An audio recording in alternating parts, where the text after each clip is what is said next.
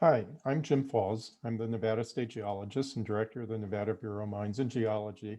And I'll be talking to you today about, well, why Nevada is in hot water and some of the exploration strategies that we've helped to develop to harness the vast geothermal potential of the region. I start with a view of McGinnis Hills in central Nevada, which is a major success story in that 3 new power plants have been built at this location in about the last 6 years or so. And they now harness about 150 megawatts of clean, renewable energy. And the interesting aspect about McGinnis Hills is that it's a blind or hidden system where there are no surface hot springs or steam vents, and thus geologic and geophysical data were used to determine where to drill and where to find the geothermal aquifers at depth. And of course, this has turned into a major success story. We think that there are many more McGinnis Hills to be discovered across the region. And so today I'll talk about some of the exploration strategies that we have for finding some of those hidden and blind systems across the region.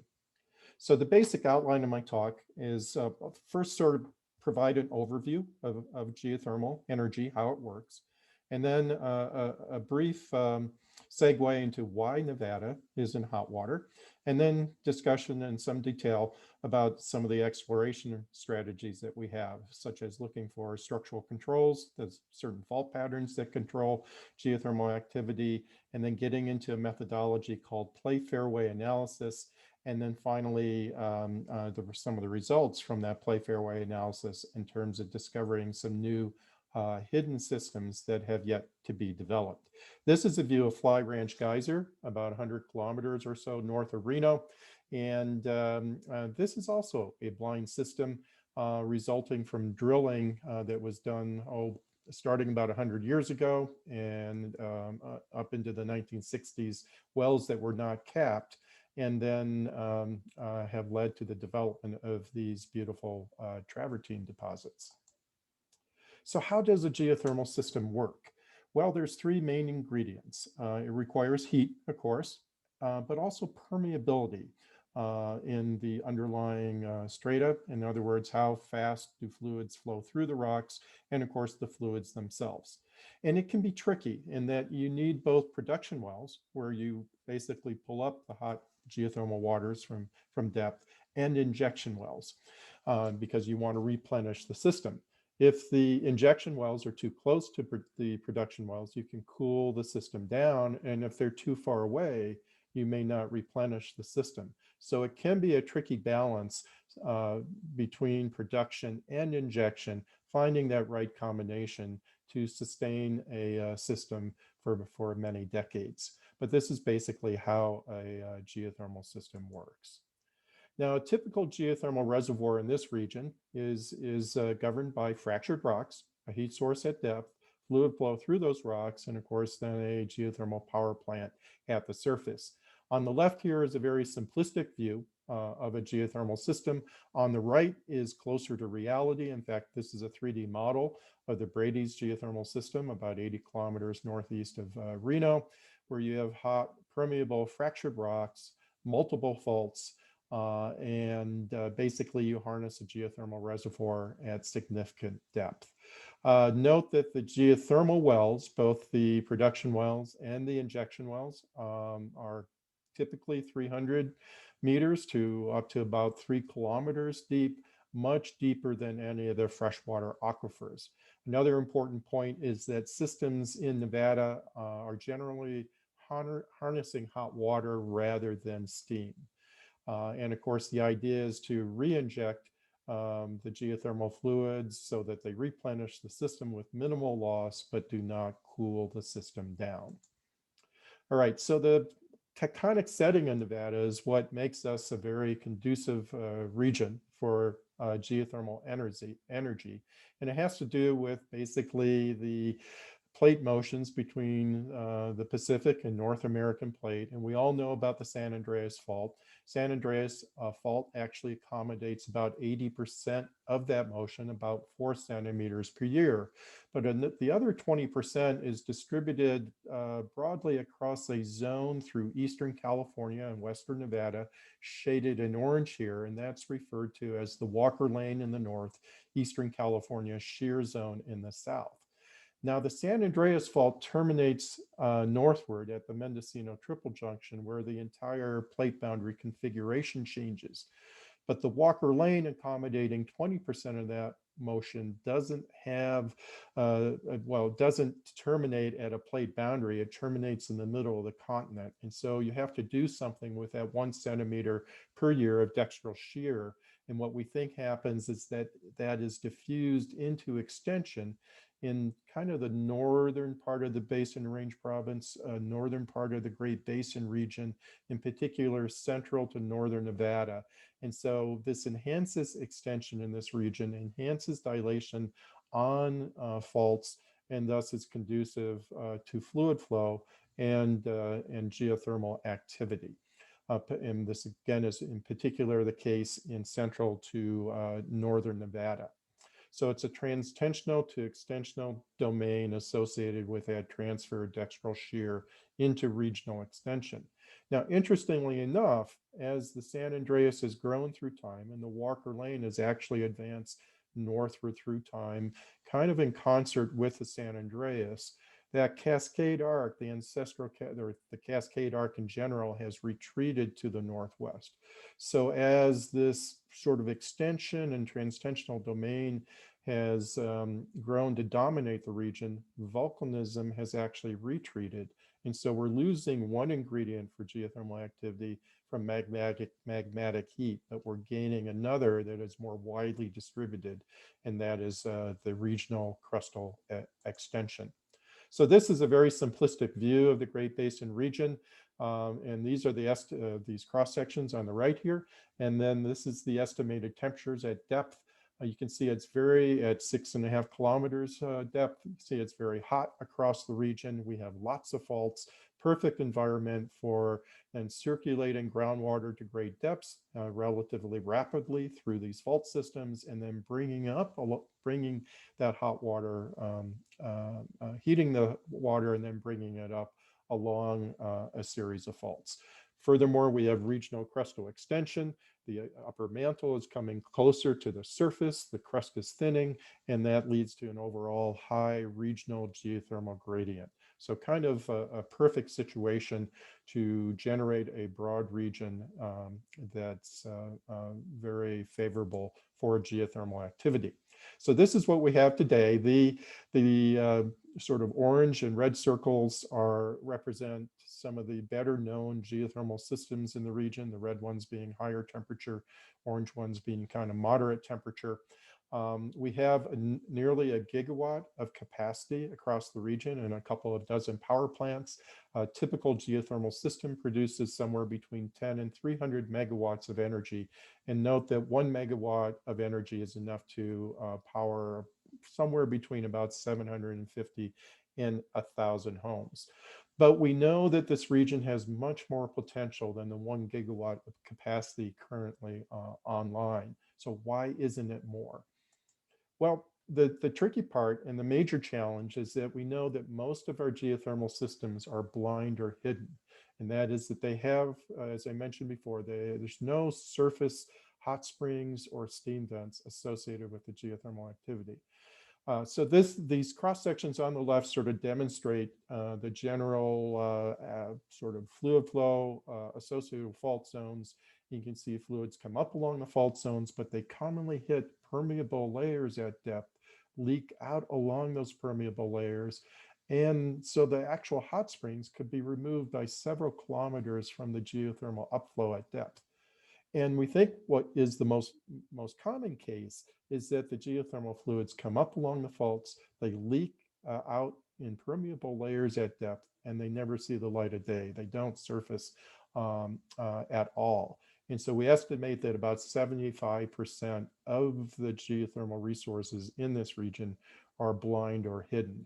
And we know that 40% of the known systems are hidden across the region. And most of those, though, have been discovered by accident, drilling agricultural wells or drill holes for mineral exploration have accidentally found these blind geothermal systems. In fact, McGinnis Hills was initially discovered through drill holes thanks to mineral exploration. So what we need then is high quality geologic and geophysical data to sort of shed light on what we have at the surface and in the subsurface so that we can discover where these blind systems might lie beneath the surface.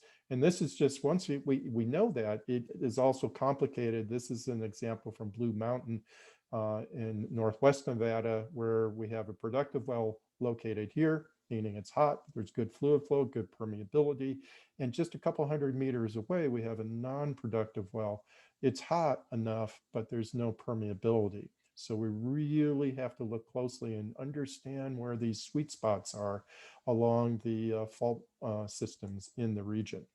So what we started doing about 15 years ago or so is analyzing the known geothermal systems and characterizing their structural settings, basically.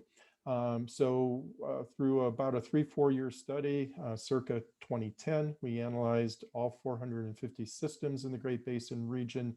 We were able to catalog about 250 of them. And what we immediately found is that most of the systems do not lie along your major faults. They are not on your major rangefront faults. And this is probably due to the fact that the major faults, the rocks are intensely pulverized, creating impermeable clay gouge along those faults. So their major faults are more permeability barriers rather than favorable for permeability. Also along your major faults, there's periodic release of stress in major earthquakes. So what we found is that there were 4 major structural settings on sort of less conspicuous quaternary faults that are favorable for geothermal activity. One is the type of fault pattern is what we call horsetailing fault terminations, where a major fault dies out and breaks up into multiple minor fault splays. Another major structural setting favorable for geothermal activity is a stepover, where in a major fault where 2 faults kind of overlap and there's multiple little faults connecting those 2 larger faults. Then we have fault intersections, and then accommodation zones, which represent areas where systems of faults sort of overlap, intersect, and terminate, creating sort of multiple favorable settings in across sort of a broader zone. And then as we approach that strike slip fault system in the western part of the Great Basin region, the Walker Lane, we find 2 additional favorable structural settings. One that we refer to as displacement transfer zones, where strike slip faults terminate in arrays of normal faults. And then the classic pull apart, where, for example, a right lateral fault has a right step. And so there's significant dilation and extension in between those 2 overlapping strike slip faults. So we found then that these settings were most favorable for geothermal activity, and that in all cases, the higher temperature systems were associated with quaternary normal faults, in particular faults that had ruptured in about the last 750,000 years. So the reason for this is that these structural settings more commonly have fault breccia rather than fault gouge. So let's say fault breccia dominates these areas, therefore more permeable for fluids, and then stress is not relieved on major earthquakes. So they tend to be areas where there's lots of minor earthquakes over longer periods of time that help to sort of keep the systems open. And furthermore, we found that hybrid systems where there was more than one favorable structural setting in one location were very favorable.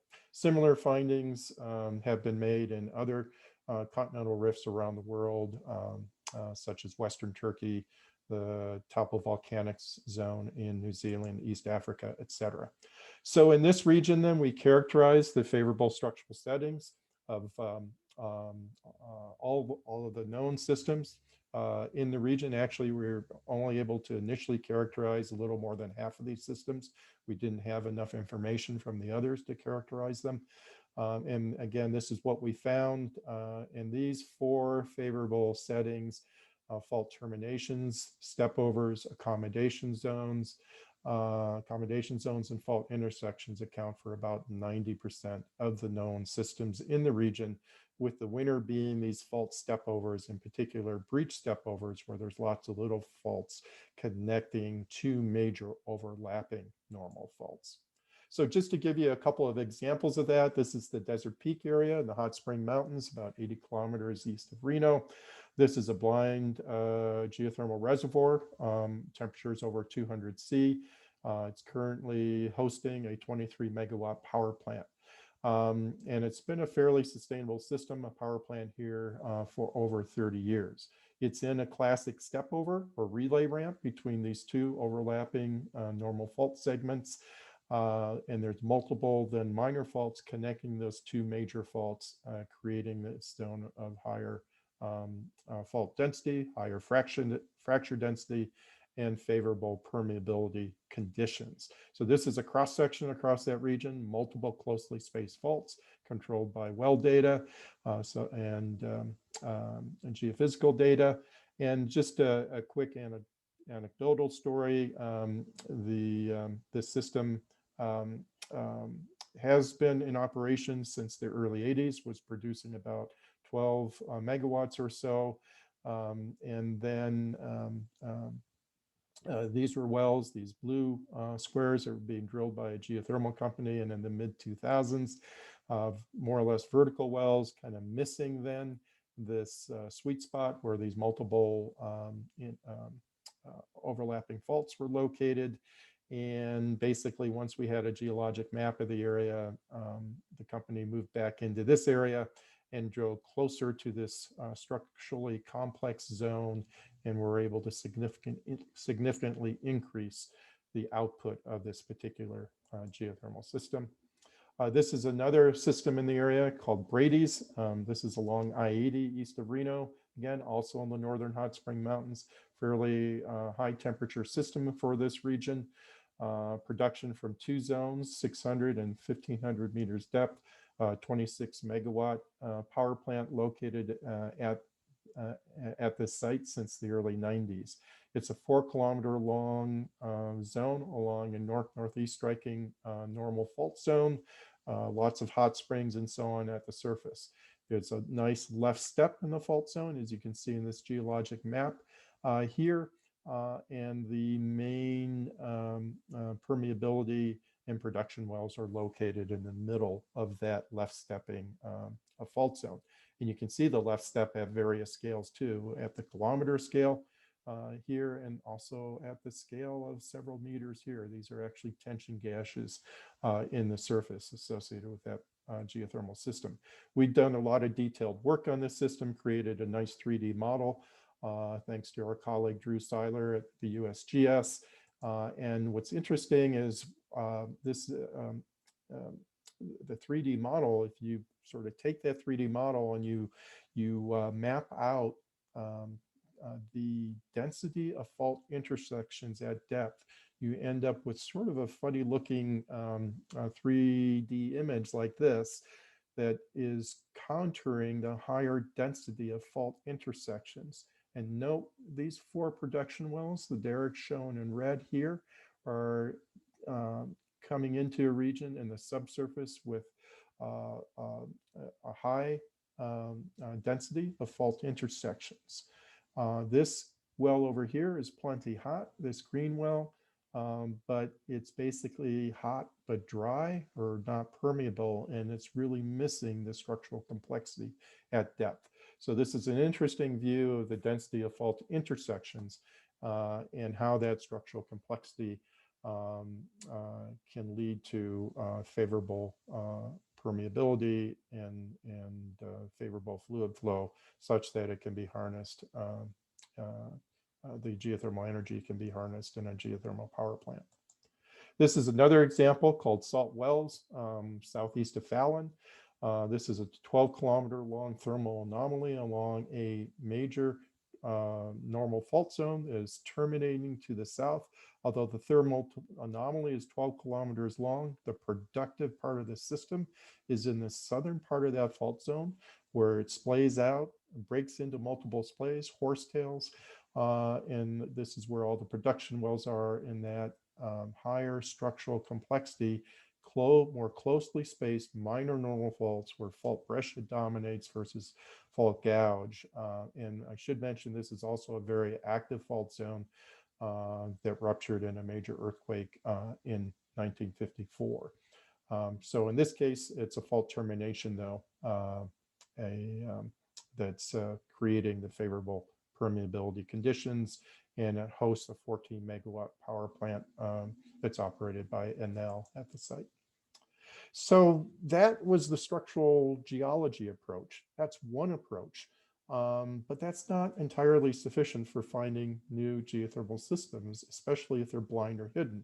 You really need to synthesize multiple parameters: geologic, geophysical, geochemical, etc. And all of this led to a Department of Energy program called Play Fairway Analysis, aimed at doing exactly that, integrating multiple features into an exploration strategy to find these blind and hidden systems. This was a 5-year program, a phased approach.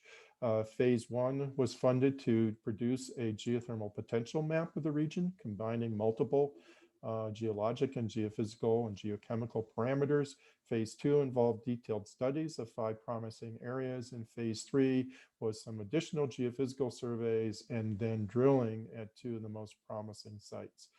We chose this transect across the Great Basin region for multiple reasons. Of course, high heat flow, abundant young faulting, lots of favorable structural settings, and furthermore, there are multiple sort of benchmarks or training sites in the area. We had 14 operating geothermal power plants and 34 systems where we knew the temperature was greater than or equal to 130 C. And to have those kind of systems close to the surface, we inferred that you must have favorable permeability conditions. So lots of good training sites or benchmarks. We then looked at these or combined these parameters in our analysis. Of course, the structural setting, location of quaternary faults, age of quaternary faulting, quaternary fault slip rates, regional strain rates, slip and dilation tendency on quaternary faults, earthquake density, the horizontal gravity gradient, temperatures at 3 kilometers depth, and also the temperatures of springs and wells. So combining all those parameters was quite the challenge. How do you combine them into something meaningful, and how do you weight and rank them such that certain features might be more important than others? So we did a very detailed geostatistical analysis to get at those weightings and rankings, such as principal component analysis, etc. And then we combined those different parameters in different ways. One of them, and this was at different scales, if you will. So we looked at the regional scale permeability, combining multiple parameters like the horizontal gravity gradient, geodetic strain rate, quaternary fault slip rates, fault recency, slip and dilation tendency, earthquake density, etc. And then the local permeability has to do with those favorable structural settings. So we develop a methodology to rank those structural settings based on their structural complexity, how active the quaternary faults were in the region in terms of slip rates and recency of motion, and also slip and dilation tendency.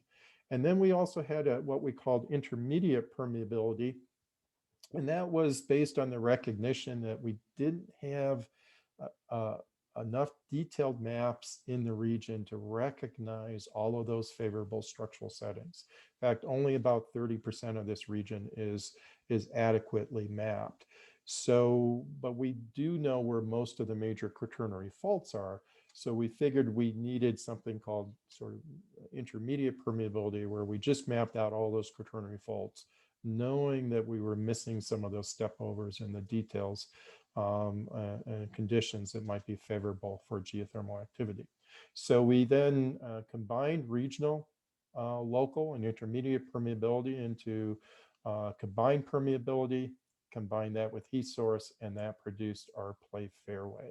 And again, the relative rankings of these shown in red here were based on various forms, and red and black, based on various forms of geostatistical analysis. So this is what we came up with. This is the regional permeability model, sort of the view from 30,000 feet. This is that intermediate permeability. We actually put 500-meter buffers around the major fault zones. Local permeability, and that then was all of those were combined into combined permeability. Took that and combined that with heat to produce our dynamic predictive play fairway model. And this is it. The warmer colors indicate areas with higher geothermal potential, cooler colors, areas with lower geothermal potential. As you can see, we have a lot of promising sites in the area. We then broke it down into 5 areas to conduct detailed studies in. I won't go through all the criteria for our down select process, except to say that we wanted some regional distribution of those sites.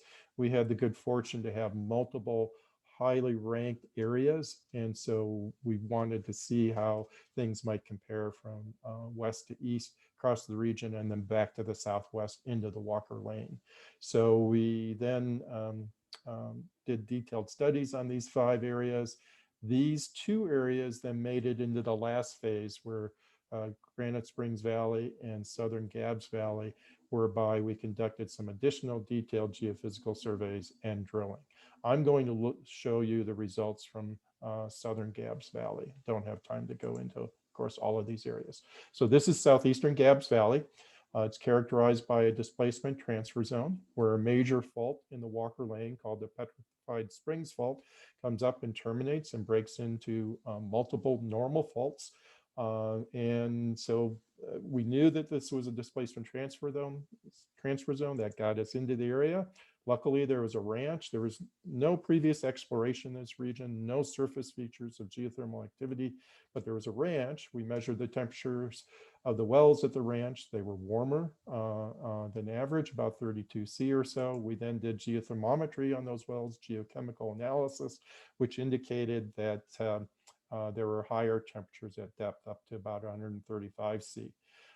Jason Craig, a master's student of mine, then did a wonderful job of sort of integrating and synthesizing multiple data sets. We had also the USGS come in and conduct detailed geophysical surveys, and a number of things came together to realize that this particular part of the southern part of that valley, Gabs southeastern part of that valley, was very conducive to geothermal activity, including intersecting gravity gradients, suggesting intersecting fault zones at depth, a magnetic low indicating altered rocks at depth, a low resistivity anomaly indicating either a clay cap associated with alteration of the geothermal system and or fluid flow at depth, and also an anomaly, a 2-meter temperature anomaly at depth, or near the surface, but a 2-meter temperature anomaly. So that all of those features were co-located in one particular spot of that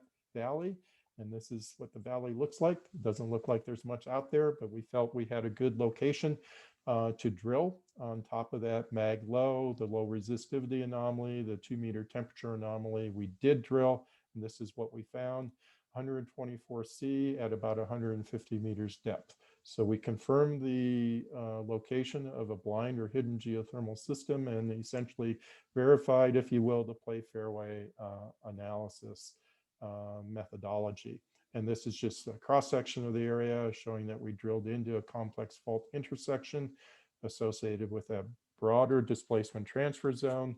And then these are the temperature profiles from the wells that we drilled. We purposely drilled across the anomaly to better define the extent of the geothermal system. So some of these wells are naturally cooler outside the anomalous area, but right in the middle of it, we have a good indication of a convective geothermal system. And we again hit temperatures of about 124 C at 150 meters depth. This is just comparing the results of phase 1 and phase 2. Phase 1 is where we had the sort of blob defining that displacement transfer zone. We then vectored into the most promising part of that zone based on the acquired geophysical and geochemical and geologic data. And so quite a difference. So you can see that we refine where the best location in that particular valley as to where to drill based on the additional information that we have. And this is very critical because we have so many, the basins comprise about 50% of the region. And so we really do need geophysical data and so on to understand the subsurface of these basins. So in conclusion, the Great Basin lies in a tectonically favorable extensional to transitional setting for geothermal activity. There's vast geothermal resources in the region. Nearly all of these systems are fault controlled, and about 90% of the systems are controlled by 4 structural settings. The main challenges, though, are finding sufficient permeability in those hidden systems. We can use this information about favorable structural settings to vector in to the best locations, but we need to combine that geologic data with geophysical and geochemical data to produce, if you will, a new generation of geothermal potential maps and use the play fairway methodology to at multiple scales to understand the locations, the best locations for drilling, et cetera. We think we're on the threshold of discovering many new McGinnis Hills geothermal systems across the region. And we're now applying some machine learning techniques to this methodology. And we just received funding for from the Department of Energy for a new grant to apply these methodologies to the entire Great Basin region, a $10 million new grant, a 4.5-year program to do what we did in about 1/3 of Nevada and apply it to this entire region. Thank you very much.